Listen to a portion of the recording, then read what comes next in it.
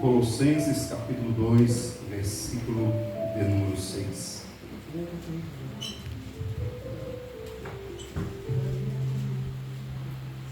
Todos que encontraram, digam amém. Amém. Estarem no lendo, está escrito assim: Como, pois, recebestes o Senhor Jesus Cristo, assim também andai nele, arraigados e edificados nele, e confirmados na fé, assim como fostes ensinados, crescendo em ação de graças. Amém? Amém. Irmãos, para quem não me conhece, eu sou o presbítero Jean Felipe, eu auxilio o pastor presidente, pastor Flávio, desse país da Holanda, na cidade de Amsterdã.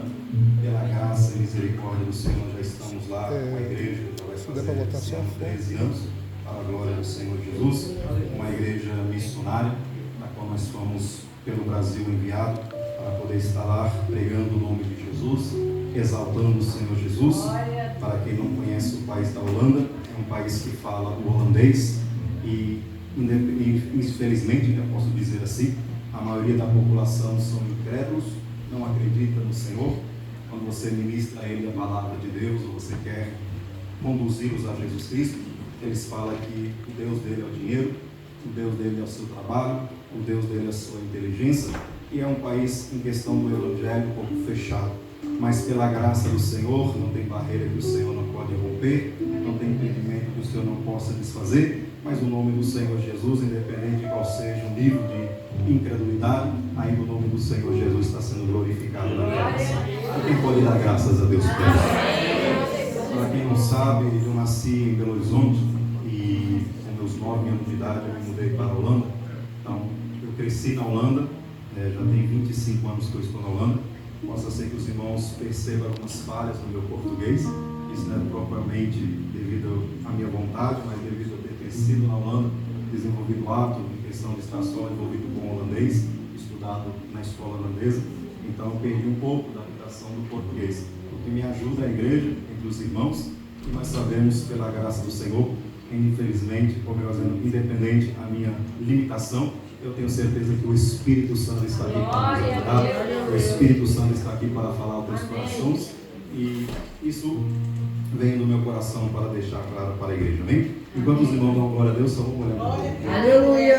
Glória a Deus, assim, Senhor. A passagem que nós acabamos de ler, em Colossenses capítulo 2, versículo número 7, nós vemos claramente que Paulo escreveu aos Colossenses. Nós temos que entender que Paulo está tentando chamá-los novamente a sua atenção.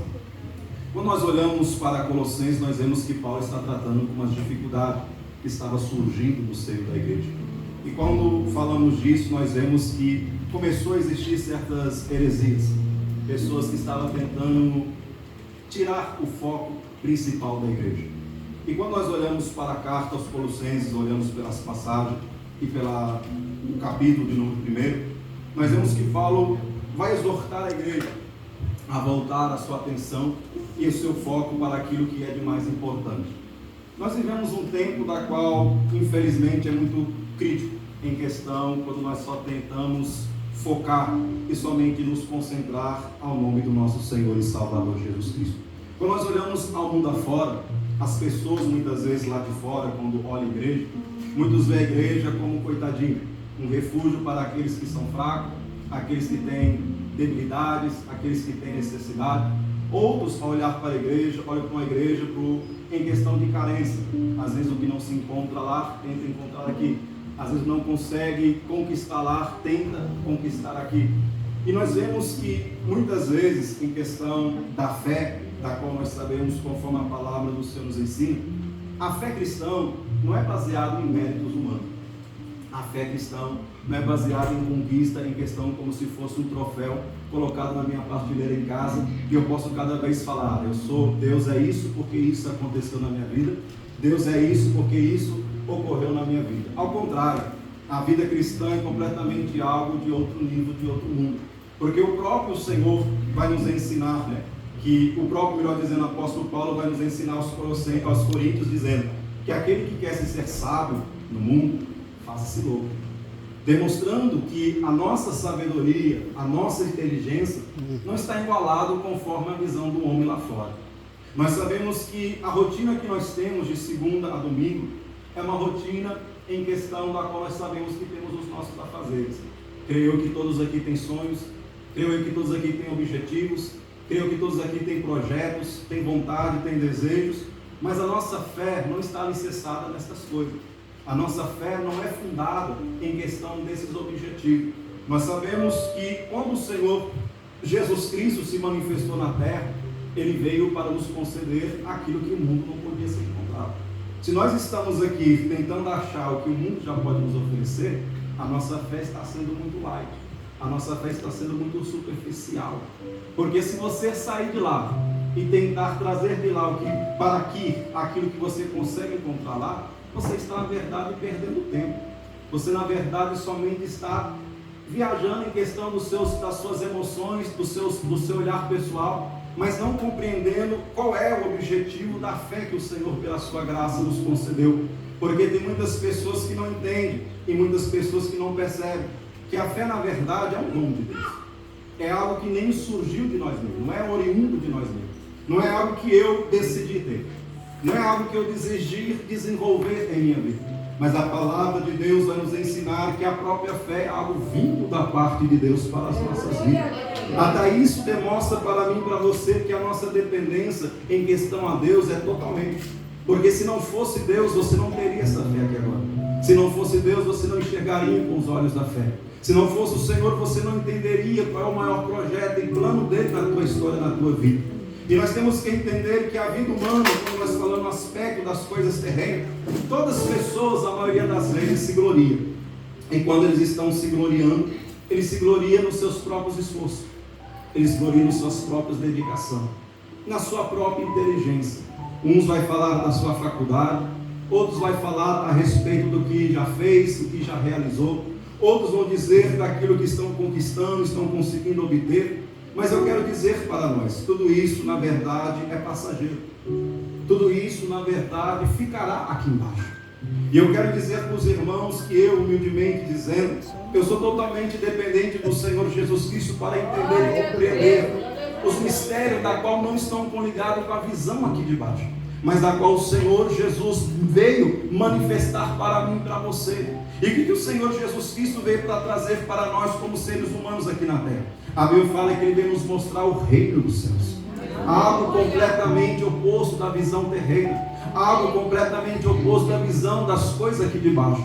Se você parar para perceber e olhar em vários ambientes onde você passeia, você às vezes tem convivência, você vai ver que a maioria dos assuntos das pessoas somente são viagens, somente são carros, são casas, são passeios, são conquistas, são coisas da qual a vida pode colocar como uma exaltação, como uma glória. Mas eu quero dizer para nós que somos igreja, a nossa glória não está numa casa, a nossa glória não está em questão daquilo que obtemos, em questão como sucesso da vida. Não é pecado você ter uma vida estabelecida, não é pecado você ter uma renda boa, não é pecado você às vezes ter uma empresa, você adquirir certas coisas em questão da sua vida. Mas eu quero dizer para vocês com convicção, quando você chegar no céu, a tua casa não terá significação diante de Deus. Quando você chegar no céu, o que você teve na tua poupança guardado, isso não fará nenhum sentido diante da presença do nosso Deus. Quando você chegar diante do Senhor, independente da faculdade que você estudou, independente do que você conseguiu alcançar através dos seus estudos, da tua educação, através da tua inteligência, nada disso fará sentido diante do Senhor. Mas pregador, você pode provar isso sim? Quando nós lemos a carta de Paulo aos Coríntios, ele vai dizer que as nossas provas diante do Senhor serão pesadas, serão provadas. E ele vai dizer que a prova aquela que permanecer pelo fogo, esse receberá galardão. Mas aquele que for consumido, ele não vai receber nada da parte do Senhor. Todavia a sua alma será poupada, mas em questão de recompensa não terá nada. Isso é que a palavra de Deus nos ensina. E nós vivemos um mundo no século 21 onde as pessoas estão muito materialista em questão de se tornar até egoísta, em pensar que o seu Deus, como diz o próprio apóstolo Paulo aos Colossenses também, em tornar o seu ventre o seu Deus. e esquecendo que o seu ventre não é o seu Deus. Não é o que nós adoramos, não é diante daquilo que nós curvamos, não é diante daquilo que nós nos prostramos, mas nós sabemos que nós temos um Deus vivo, um Deus fiel, um Deus tremendo, um Deus poderoso, da qual a palavra de Deus vai nos dizer que Ele é dono da prata, Ele é dono do ouro, e a palavra de Deus também vai nos dizer que Ele é o Criador de todas as coisas. A Bíblia vai dizer lá em Provérbios, não há nada novo, não há nada que nós podemos surpreender a Deus. Tem pessoas que tentam surpreender a Deus, tem pessoas que tentam desenvolver um método, uma forma de se sentir conformado, que está conseguindo surpreender o Senhor, mas se engana você. O nosso Deus está presente aqui nesta noite, mas também está operando agora lá no Brasil. O nosso Deus sabe o que está acontecendo aqui agora, mas Ele está contemplando também já o teu amanhã. Então nós que somos seres humanos, nós não podemos empolgar diante a Ele de achar na forma racional humana que nós conseguimos alguma coisa de méritos diante do Senhor. Mas Paulo vai nos chamar a atenção, e com isso que me chama a atenção quando eu estava meditando, que quando nós abrimos a Bíblia em Colossenses capítulo de número 1, ele vai dizer bem claro, e o foco dele é bem claro quando você lê a sua carta. Eu quero até ler para que nós podemos meditar. Abre a tua Bíblia comigo em Colossenses capítulo 1. Nós vamos ver algo surpreendente na sua carta. Olha o que diz a partir do versículo 3, que diz: graças damos a Deus. Ou melhor dizendo, vamos ler o segundo: aos santos irmãos fiéis em Cristo. A sua carta, no iniciativa, ele já começa demonstrando a posição daquela igreja. Aquela igreja só estava de pé, aquela igreja só estava sendo sustentado, aquela igreja só estava vencendo as provações, as lutas, todas as demais diversidades da vida, é porque eles permaneciam fiel a alguém. E esse fiel não era o emprego, esse fiel não era a questão daquele que poderia ser o seu patrão, ou uma pessoa conhecida, uma pessoa íntima de você, mas a Bíblia vai dizer bem claro que os santos e os irmãos estavam fiéis em Cristo. Uma igreja que consegue vencer, uma igreja que consegue perseverar, independente do vento, independente dos abalos, independente da situação, é uma igreja que ainda é fiel ao nome do Senhor Jesus Cristo. Nós vivemos um século onde todas as coisas estão mudando. Eles estão tentando aplicar cada vez mais o gênero, em questão de ideologia de gênero. Estão tentando desfazer dos valores, dos princípios preciosos que outrora nós como igreja lutava, outrora nós como igreja defendia, outrora nós como igreja permanecia falando e expressando a mesma coisa. Mas isso é para mantermos fiel ao nome do Senhor e Salvador Jesus Cristo. E ele ainda continua, que estão em Colossos: graça e a vós e paz da paz de Deus, nosso Pai, e da do Senhor Jesus Cristo. E ele diz: graça damos a Deus Pai, de nosso Senhor Jesus Cristo, orando sempre por vós, porque ouvimos da vossa fé em Cristo Jesus. Aleluia. Hoje, quando as pessoas se sentam para falar de uma igreja grande, de uma igreja triunfante, de uma igreja perseverante, nós só vemos assuntos terrenos, nós só vemos assuntos do dia a dia. Pessoas que às vezes tentam vir aqui porque ele quer promover algo na tua empresa. Pessoas que às vezes vêm aqui porque quer um casamento melhor, na questão do quê? De ter o príncipe encantado, ou às vezes as necessidades supridas segundo as suas emoções, a sua visão. Mas eu quero dizer para nós que estamos aqui presentes, nós temos que dar testemunho, é da nossa fé. Tem gente que aborrece na igreja porque vem aqui com uma expectativa, achando que Jesus vai fazer tudo o que Ele quer, achando que Jesus vai fazer da forma que Ele descreveu e colocou no papel. Mas nós temos que entender, meus queridos, amados irmãos, o nosso Deus é um Deus também que fala não. E tem gente que não entende isso, tem gente que não compreende isso. Mas o não de Deus não é para maldade, o não de Deus não é de uma forma egoísta, o não de Deus não é para te desfazer, te colocar para baixo, mas o não de Deus é zelando pelo teu amanhã. O não de Deus é zelando pelo aquilo que está por vir, a questão da tua história aqui na terra. E quando nós ouvimos o não de Deus, sabe por quê? Porque Deus quer que você se edifique na fé no seu Filho amado. Quando nós colocamos no nosso coração de substituir Cristo por outra coisa, quando nós colocamos nosso coração para substituir o Senhor em questão de outros objetos, outros propósitos, outros objetivos que não é conforme a essência da qual nós somos edificados pela nossa fé nele, o nosso Deus não vai permitir, o nosso Deus não vai realizar. Nós sabemos que o nosso Deus não dá a sua glória a outro, como diz a palavra do Senhor. Nós temos que entender que o nosso Deus, Ele é um Pai, como nós acabamos de ler aqui. E um pai tem zelo, um pai tem cuidado, um pai, ele quer cada vez mais que o seu filho vá bem. Qual é o pai que deseja algum mal para o seu filho? Qual é o pai que deseja alguma desgraça para o seu filho? Mas nós temos que entender que como filhos, nós temos que entender que existe um pai que está cuidando melhor do que os nossos pais terrenos aqui de baixo. E se nós temos cuidado como seres humanos que somos falhos, quanto mais o nosso Pai Celestial que é perfeito lá do céu. Irmão, você tem que voltar, analisar e perceber em questão de onde está a tua fé. Porque hoje em dia Cristo não é mais suficiente. Hoje as pessoas querem Cristo, mas sempre mais alguma coisa.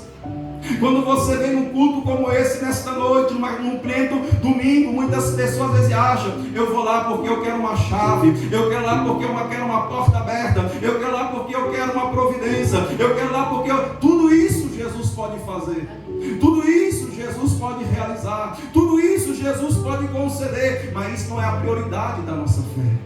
Isso não é o foco da nossa fé. Porque se Ele não fizer aqui hoje, se Ele não realizar aqui hoje, existe um grande risco que você fala: o culto não prestou, o culto não valeu. Aquelas irmãs que cantaram, o pastor que ministrou, uma pessoa que teve a oportunidade, você vai começar a colocar crítica. Porque o teu ego não foi satisfeito, a tua vontade não foi concedida. Mas quando nós rendemos aos pés de nosso Senhor e Salvador Jesus Cristo, e nós entendemos o que Paulo disse: nós não vivemos por vista, mas nós vivemos pela fé, pelaquilo que possa ser que o mundo não acredita, o mundo zomba, o mundo critica, o mundo desacredita. Mas eu estou vendo pelos olhos da fé a providência, eu estou vendo pelos olhos da fé Deus agindo, eu estou vendo pelos olhos da fé a providência do Senhor chegando. E se não for hoje, se não for amanhã, se não for o ano que vem, mas eu tenho certeza que o Senhor ainda continua no controle de todas as coisas. É por isso que a tua fé tem que estar em Cristo, é no Senhor Jesus. E eu quero chamar a igreja aqui nesta tarde novamente a se desvaziar, porque isso Deus colocou no meu coração quando eu estava caminhando aqui. Eu vou falar o que Deus colocou no meu coração, na minha simplicidade que eu tenho, porque eu tenho certeza que a palavra de Deus não é para mim somente, não é somente para alguém que está perdido, confuso, mas é para aqueles que querem ouvir a sua voz, aqueles que querem entender o seu propósito. E Deus falou comigo quando eu estava a caminho desta igreja: é necessário nós nos desvaziar e voltar a focar nossa fé naquilo que faz sentido para o nosso viver, aquilo que faz sentido para o nosso ser. E qual que é essa? Vamos continuar lendo, que diz no versículo, como eu estava falando, olha comigo, eu até anotei aqui para que nós podemos alegremente, aqui no versículo de número 10, que diz claramente: para que possais andar dignamente diante do Senhor, agradando-o em tudo, frutificando em toda boa obra e crescendo no conhecimento do Senhor. E que diz: corroborados em toda a fortaleza, segundo a força da sua glória, em toda a paciência e longanimidade com gozo, e dando graças ao Pai, que nos fez idôneo para participar da herança nos santos, na luz. Ele diz: Ele nos tirou da potestade das trevas e nos transportou para o reino do seu Filho, do seu amor. E isso me chamou muita atenção. Por quê? Porque a Bíblia vai dizer que Paulo está demonstrando para a igreja o que Deus realizou através de Cristo para o seu povo. Irmãos, você não chegou aqui por causa de dinheiro, você não chegou aqui porque você é inteligente, você não chegou aqui porque você é forte, você só veio aqui porque alguém morreu em teu lugar. Você só veio aqui porque alguém tomou o teu lugar. Você só tem a oportunidade de estar na presença do Senhor porque alguém pagou um alto preço por mim e por você. E quando nós lemos no versículo 12, no 13, ele diz claramente: Ele nos tirou. das trevas, da imundície, da sujeira, do engano, da mentira. E a palavra de Deus é clara de nos dizer: Ele nos transportou para o reino do seu Filho. Ele tirou nós de onde nós não éramos nada. Ele tirou onde nós não valíamos nada, onde nós não tínhamos nada por essência e excelência. Mas a Bíblia vai dizer que Ele colocou-nos em um lugar. Ele nos proporcionou um ambiente melhor, um lugar melhor. E aonde é? No seu Filho amado. A igreja só pode te glorificar, por exemplo, gloriar, exaltar ou se engrandecer somente se ela estiver em Cristo Jesus. Se Jesus está no centro desta igreja, irmão, pode vir o que vier, pode acontecer o que acontecer, porque Paulo ainda continua dizendo aqui: em quem temos a redenção pelo sangue, a saber, a remissão dos pecados. Aí a Bíblia continua dizendo: o qual é a imagem do Deus invisível, o primogênito de toda a criação. Aí diz o 16: porque nele foram criadas todas as coisas que há nos céus e na terra, visíveis e invisíveis, seja tronos, seja dominações, seja principados, seja potestade, tudo foi criado por Ele e para Ele. Irmão, você é dele, a tua casa é dele, a tua família é dele, o teu ser é dele. Não permite que você venha se corromper por pouca coisa. Não permite que você venha se vender por pouca coisa. A Bíblia já diz: nós somos dele, nós pertencemos a ele. Ele nos comprou, ele nos adquiriu, ele tomou para si. E uma coisa é certa: ele não perde aquilo que é seu. Deus é melhor e Deus é maior do que todas as coisas, vai dizer a palavra do nosso Deus. E o que me chama a atenção, a Bíblia ainda continua demonstrando e dando dedicação em questão de quem Paulo está apontando, para quem Paulo está exaltando, quem Paulo está glorificando. Ao continuar lendo a leitura, o versículo 7, 17 ele diz: e ele é antes de todas as coisas, e todas as coisas subsistem por ele. Aí ele diz: ele é a cabeça do corpo da igreja, ele é o príncipe e o primogênito dentre os mortos, para quem tudo tem a preeminência. E diz ainda: porque foi do agrado do Pai que toda a plenitude nele habitaste, e que havendo por ele feito a paz pelo sangue da cruz, por meio dele reconciliou consigo mesmo todas as coisas, tanto as que estão na terra como as que estão no céu. Ele ainda continua, olha, ele diz: a vós também, que no outro tempo eras estranhos e inimigos no entendimento e pelas vossas obras más, mas agora contudo vos reconciliou, e no corpo da sua carne, pela morte, para perante ele vos apresentar santos e irrepreensíveis e inculpáveis. E diz ainda: se na verdade permanecestes fundados e firmes na fé, e não vos moveis da esperança do Evangelho, que tens ouvido, qual foi pregada a toda criatura que há debaixo do céu, e é todo o qual eu, Paulo, estou feito ministro. Aí nós chegamos a partir do capítulo 2, no versículo 7, da qual eu posso dizer com clareza para a igreja: Paulo está dando uma direção para esta igreja. Paulo está demonstrando o que faz essência diferente. A partir do versículo 6 diz: como pois recebeste o Senhor Jesus Cristo, assim também andai nele. Paulo descreve no capítulo 1, demonstrando toda a obra de Deus. E toda a obra de Deus não está envolvido com nada em questão das coisas terrenas. Ele não cita montanha, ele não cita prédio, ele não cita ouro, ele não cita prata, ele não cita conquistas terrenas, ele não cita homens em questão da história que poderiam ser heróis, poderiam ser pessoas grandes, poderosas. Mas a Bíblia vai nos mostrar que Paulo está falando unicamente e simplesmente de um ser. E a igreja tem esquecido dele, pela ocupação da vida, pela inquietação das coisas terrenas.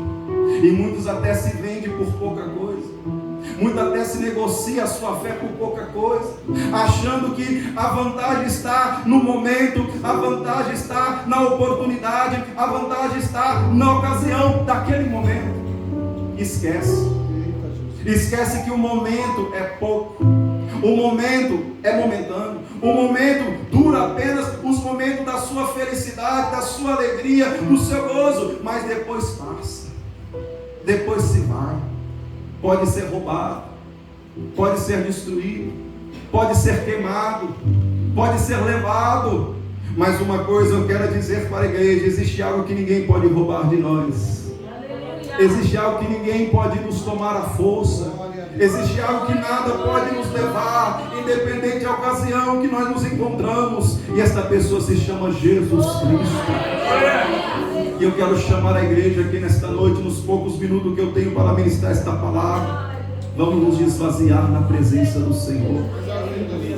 Vamos esquecer aquilo que nós achamos que é prioridade e vamos voltar a colocar Cristo no centro de todas as coisas. Paulo, ao descrever esta carta, ele está chamando claramente a atenção da igreja a voltar a reconhecer a obra de Cristo nas suas vidas. E eu quero perguntar para alguém que você se lembra de onde Cristo te tirou? Você se lembra onde Cristo te encontrou? Às vezes pobre, às vezes sem teto, às vezes deixado de lado, descanseio, às vezes até esquecido pelos próprios familiares, famílias, conhecidos. Às vezes ninguém dava nada, às vezes alguém até desprezava, alguém nem queria por perto, mas foi lá que Jesus te viu.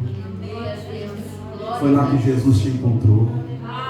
E Ele não perguntou a sua capacidade, Ele não perguntou a respeito da tua inteligência, Ele não perguntou a questão da sua vida financeira, Ele não perguntou a questão do seu status, mas simplesmente Ele diz: eu posso mudar a tua vida, eu posso lhe oferecer algo melhor, eu posso lhe dar algo melhor. E você aceitou, senão você não estaria aqui nesta noite, senão você não estaria ouvindo esta palavra aqui nesta noite. Mas a palavra de Deus é clara em dizer para nós: quando nós substituímos Cristo do foco, Cristo do centro, irmão, a vida não faz mais sentido. Porque a vida cristã não é contar méritos em questão de conquistas terrenas. Eu vivo 25 anos na Europa, eu vivo pela fé já tem 15 anos, não tenho salário. Eu tive o privilégio de estudar, às vezes na Holanda, as melhores escolas, às vezes adquirir as melhores profissões de lá. Eu abneguei tudo para estar servindo o nome de Jesus. Dizendo para os irmãos que quando eu colocava no centro do meu ego aquilo que parecia: não, mas Senhor, vai me faltar no amanhã, vai me faltar no que vai por vir. Senhor, mas é normal todo mundo fazer isso, é normal todo mundo participar disso, é normal todo mundo adquirir isso. Mas nós não somos todos. Nós somos um povo exclusivo, vai dizer a palavra de Deus. Nós somos um povo separado, vai dizer a palavra de Deus. Nós somos um povo escolhido pelo Senhor para viver aquilo que pode parecer loucura lá fora, mas saber que Deus é provisão, saber que Deus cuida, Deus sustenta, Deus é fiel, Deus é conosco em todo o tempo, em toda a batalha, em questão das coisas nós passamos da vida. Mas o que nós precisamos é ter o nosso foco ligado em Cristo Jesus. Aos Hebreus vai dizer para nós devemos deixar todo o embaraço e o pecado que tão de perto nos rodeia, e devemos voltar para a carreira que está nos proposto, não uma carreira de empresário, não uma carreira de adquiração das coisas terrenas, mas dizer: volte novamente para a carreira que está nos proposto. E ele vai dizer: correndo, porque nós precisamos de pressa, o tempo está esgotando, igreja. Jesus está chegando, Jesus está à porta. E se Jesus nesta noite não for o centro do teu viver, você vai estar feliz pela casa, você vai estar feliz pelas coisas conquistadas da terra, até aquilo que Deus permitiu você adquirir, porque o nosso Deus é bom, maravilhoso, tremendo. Mas eu quero dizer para você: será que a tua alma terá a mesma felicidade? Será que a tua alma terá o mesmo gozo? Será que a tua alma terá o mesmo sentimento que você está sentindo no tempo temporário, momentâneo nesta terra?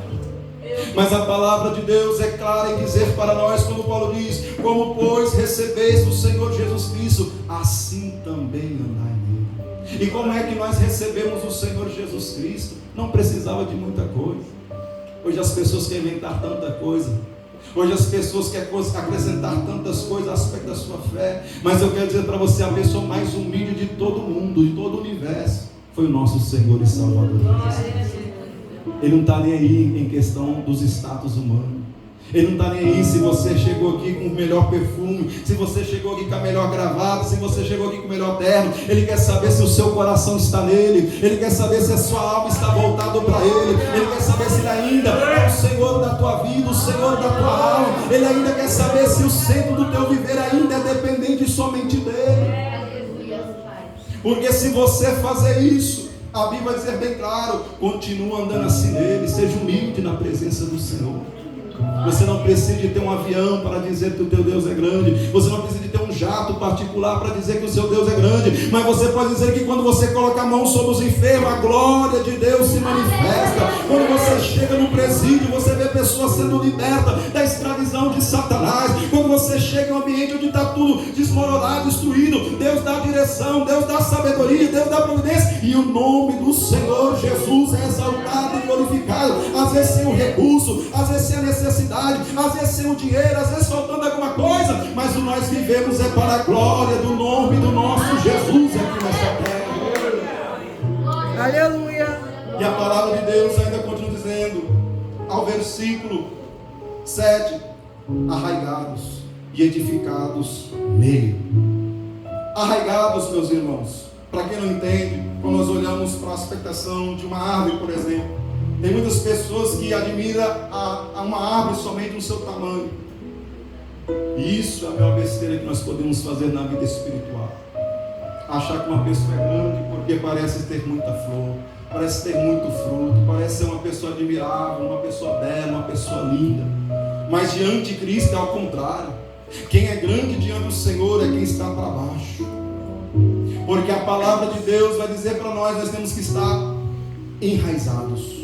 É a versão mais utilizada ultimamente, da qual nós entendemos que uma árvore, quando cresce, nós sabemos que as suas raízes precisam estar bem grossa, bem sustentada e bem profunda, para que quando vem uma tempestade, para quando vem um vento forte, para quando vem alguma coisa contra ela possa permanecer no seu lugar. E eu quero dizer para os irmãos, não se preocupem em crescer em questão de altura, de estatura, mas faça como João Batista: o que importa é que eu me desvazie, o que importa é que eu desço, o que importa é que eu diminua. Porque quando nós diminuímos diante do Senhor e nós permitimos que Jesus esteja no controle de tudo, Jesus seja o nosso sustento, Jesus seja a nossa vida, Jesus seja a nossa dependência, Jesus seja o que estiver cuidando de nós nos nutrindo, tenha certeza que você está forte, tenha certeza que você está firme, tenha certeza que você está pronto para qualquer coisa que vem. Sabe por quê? Porque não vai ser a tua grandeza que fará a diferença, mas sim quem você está edificado, que é o nome do Senhor e Salvador Jesus Cristo. E ele diz: edificados nele.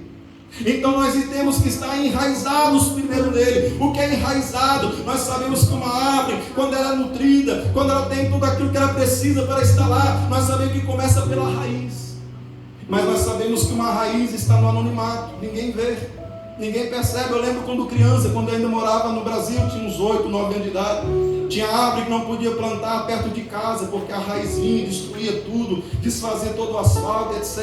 E para não tomar muito tempo, eu sei que muitos pessoas falam: não, mas tem que cortar, tem que tirar, porque a raiz é muito grossa, a raiz vai desfazer. Assim também tem que ser a vida do crente em Cristo.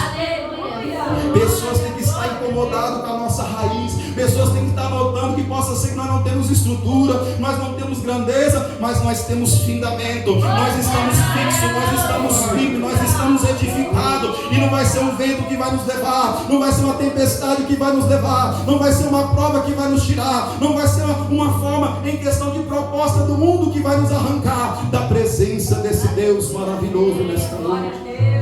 Ele ainda continua dizendo: confirmados na fé. Então nós temos que entender que a nossa fé, meus irmãos, está voltada em nosso Senhor e Salvador Jesus Cristo. E se você quer ter uma vida longa como cristão, não estou dizendo que se você está aqui como aventureiro, ok, é a sua opção, me desculpa.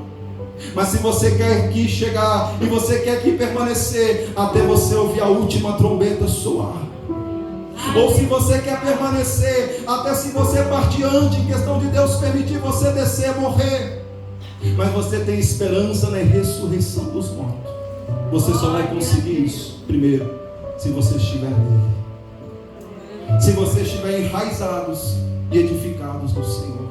Porque tudo que vai fazer diferença na tua vida não é o que você acha, que você pensa como seres humanos terrenos, mas tudo que vai fazer diferença na tua vida é se Cristo de fato é no teu viver, se Cristo de fato é na tua história, se Cristo de fato é no teu amanhecer, no teu deitar, no seu ir, no seu vir, em toda a história da tua trajetória. E eu quero dizer para vocês: quem tem Cristo tem tudo. é o homem mais rico, é o homem mais feliz, é o homem mais bem sucedido nessa terra. Por isso eu quero voltar a atenção da igreja nesta noite, não para as coisas de baixo, mas vamos voltar o nosso olhar para cima e dizer que o nosso Jesus é grande. Amém? Agradeço a minha rica oportunidade de ser pastor. Deus abençoe a sua vida em nome de Jesus. Obrigado pela oportunidade.